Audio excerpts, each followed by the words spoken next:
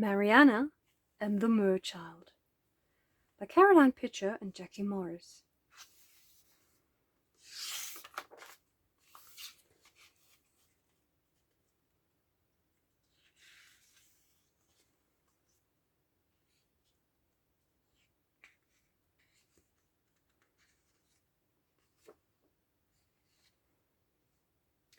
An old woman lived alone in a hut by the sea. Her name was Mariana. The waves boomed and suckled pebbles and shells from the shore. Mariana loved to listen to its music. The sea was like a mother to her. It brought her fish to eat, wood to burn, and music to listen to. But sometimes it filled her with fear.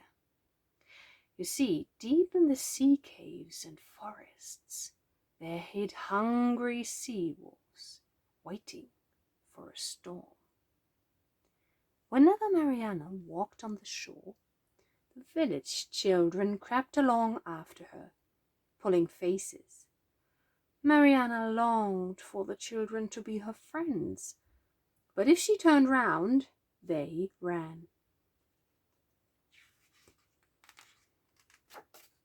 One day a storm came, and it was terrible. The winds tore at the hut and tugged at the roof. The sea wolves threw back their heads and howled, and out they came. All night they prowled along the shore, howling and baying in the wind and rain. All night Mariana trembled in the corner of her ramshackle hut, with her hands clapped tight over her ears. Towards dawn the winds tired, and the sea wolves crept back into their underwater caves. Mariana tiptoed to the door, opened it, and looked out. The storm had blown the sky clear of clouds, and the sunlight dazzled her, bright as a mirror, burst into a million pieces. She stood in the warm sunlight to soothe her rickety-rackety bones. The sea surged as if a volcano had thrown out jewels of turquoise and indigo, aquamarine and emerald. "The sea has brought me fish and wood," she said. "There's plenty here, enough to cook food for the children, if they would let me." Mariana peered into a rock pool. It was as clear as glass and full of treasures brought by the sea. She saw ruby anemones, a shell like a sunburst, a silver seahorse, and a golden starfish. In the middle, half hidden by seaweed, lay a crab as fine as a shield. "There's enough crab here to feed me all week," cried Mariana. She put the crab into her basket, then collected the seaweed and driftwood for her fire.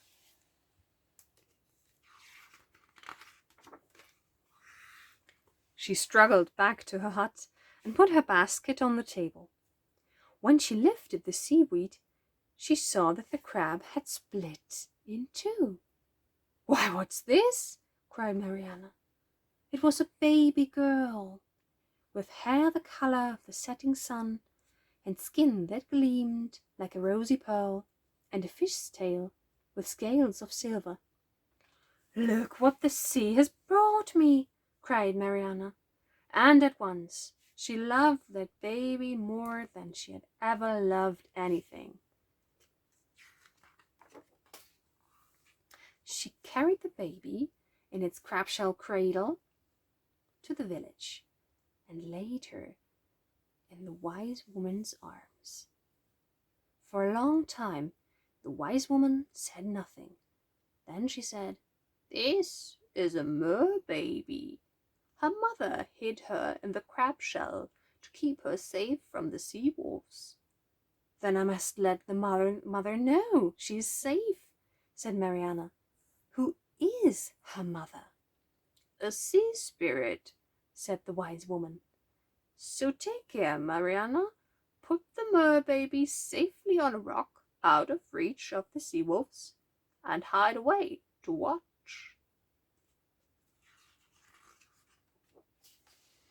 Mariana went back to the shore and set the crab shell high on a rock. She smiled down at the mer-baby and said, "You're not afraid of me, are you?" And the mer-baby smiled back. Mariana hid herself away and waited.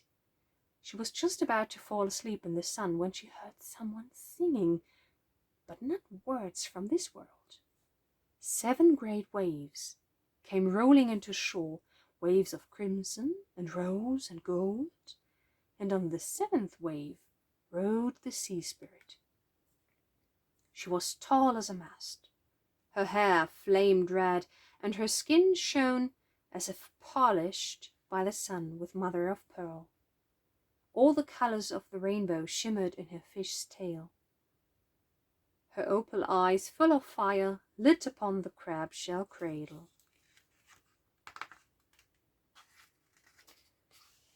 The sea spirit picked up her mer-baby and sang a lullaby not of this world. Her voice sighed like the faraway pull of the sea. "I didn't mean to steal your baby," cried Mariana. "I thought the sea had brought her for me." The sea spirit looked at Mariana. Her eyes flickered, no color and every color. She said, "The sea did bring her for you, Mariana. I hid her inside the shell to keep her from the sea wolves. But the storm swept the cradle away. You have saved her life. Look after her for me now, until the seas lie calm. I will come every day to feed her and teach her how to swim." So Mariana and the mer-child lived together in the ramshackle hut, safe from the restless sea. It was the happiest time of the old woman's life. The mer-child grew stronger, and her hair grew longer, burnished red as the setting sun.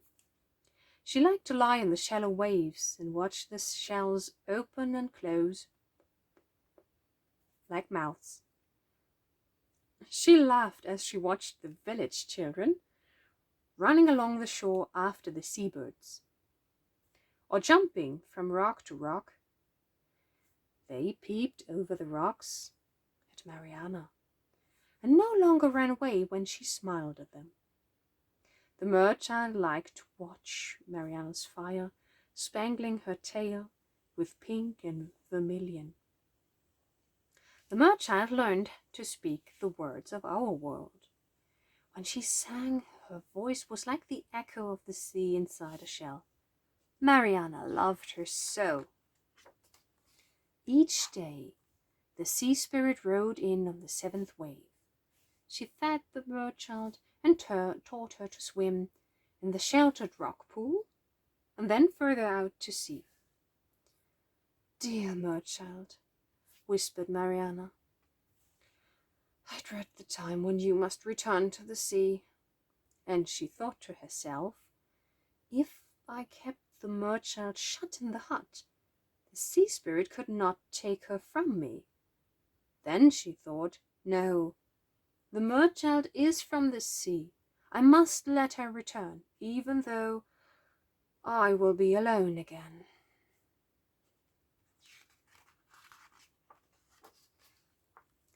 Mariana went back to her hut, where the mer-child was making necklaces of shells for the village children. She looked up and smiled, and Mariana thought her heart would melt. "Shall I cook you something to eat, children?" asked Mariana. They looked at each other. Then, "Yes, please," they said.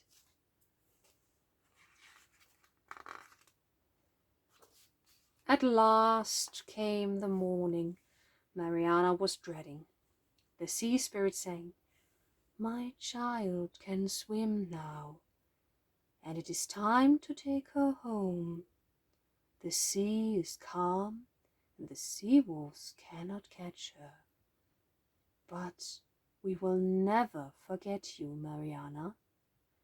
And she took her merchild on her back, far out to sea, while Mariana stood with tears streaming down her face. The children stole up behind Mariana. They took her hands and comforted her. But the merchild had not gone forever. Each morning she leapt from the waves to greet Mariana. Every day she gave her a lustrous pearl from the seabed.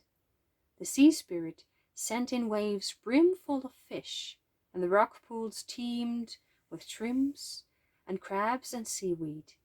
When there was a storm, the sea wolves howled, but Mariana was no longer afraid of them.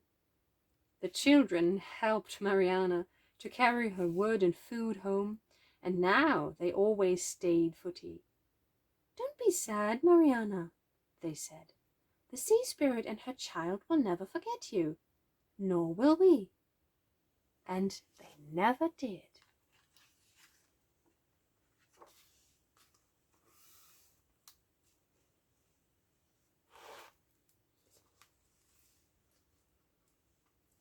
The end.